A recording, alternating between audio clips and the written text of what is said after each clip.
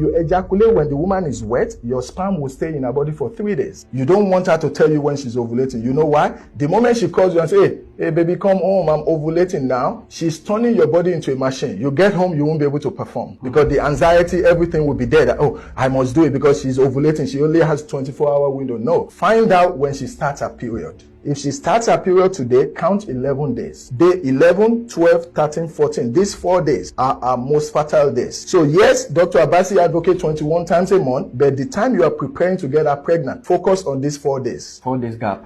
4 days gap. 11, day 11 from the day she starts her period, 11, 12, 13, 14. These 4 days, she's going to fertilize. She's going to ovulate. That egg is going to come down. When that egg comes down, the egg is only going to wait around for 24 hours. Guess what? It's waiting for your sperm or my sperm. So if you have had sex on day 10, on day 9, you may have exhausted some of your raw material. So prep your body for that 11, 12, 13, 14. Eat well, sleep well, even if you're at work. Take it lightly, knowing that, hey, these 4 days, I want to be able to perform. And the good news is this, you don't have to have sex with her all the 4 days. When you ejaculate, when the woman is wet, your sperm will stay in her body for 3 days. So if you meet with her on day 11, and she's wet, you've deposited day 11, 12, 13, you've covered it. So even if you travel at the end of day 11, she can still have your baby on day 13, pregnant for you. So that's why foreplay is important. What is the opposite? If you have sex with her when she's not wet, your sperm dies. That wetness is what keeps your sperm and my sperm alive. Are you serious? Yeah, your sperm and my sperm is a living being. It needs to feed on something for those 3 days that it will stay there. It needs the juice. Wow.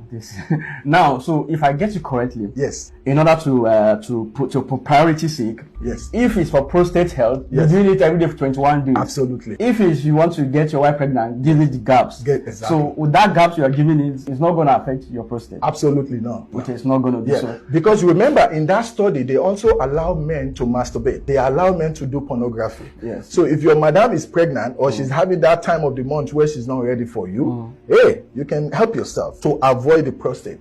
But when we're talking about expecting the fruit of the womb, day 11, 12, 13, 14, 4 days after a period. After a period, 4 days are the days that she's most fertile. And for every woman, their sign of ovulation differs. My wife, it could be breast tenderness. Your wife, it could be waist pain. Some women, it could be vaginal discharge.